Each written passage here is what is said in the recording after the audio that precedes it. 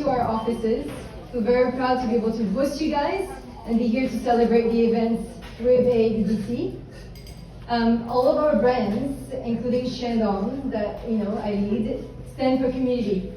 And tonight I'm very proud to be part of a community that AABDC has created.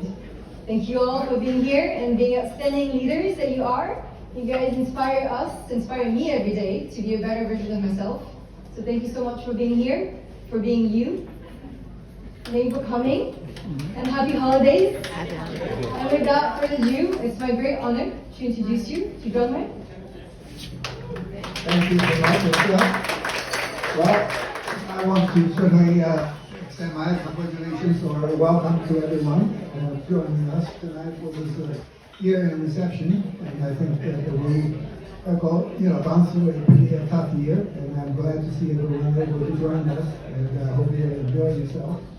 And tonight, we're celebrating the year-end, and we're looking forward to 2023. And then we do have many programs, and I will hope that you will all participate joining us. But tonight, I also wanted just to introduce you to an initiative I think is very important, and particularly to Asian Americans. One is this ASAP, the Alliance to Stop Anti-Asian Prejudice. As we all know, in the last 3 years, Asian Americans have been caught under many of the anti-hate activities and speeches and arrests.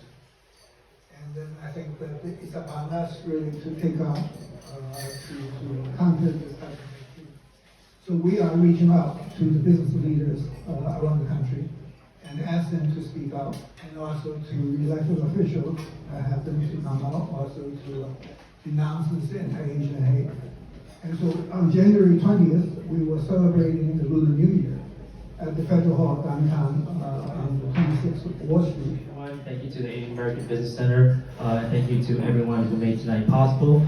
My name is Holton. I'm a member of this organization. It's a volunteer grassroots organization called They Can't Burn Us All. And that's not a very traditional name, but it actually has a lot of meaning to both myself and folks in the community. It originates from back in 2020 when an 89-year-old grandmother, she was set on fire in Brooklyn. She was attacked, and this is one of the more wider known cases of anti-Asian violence back then.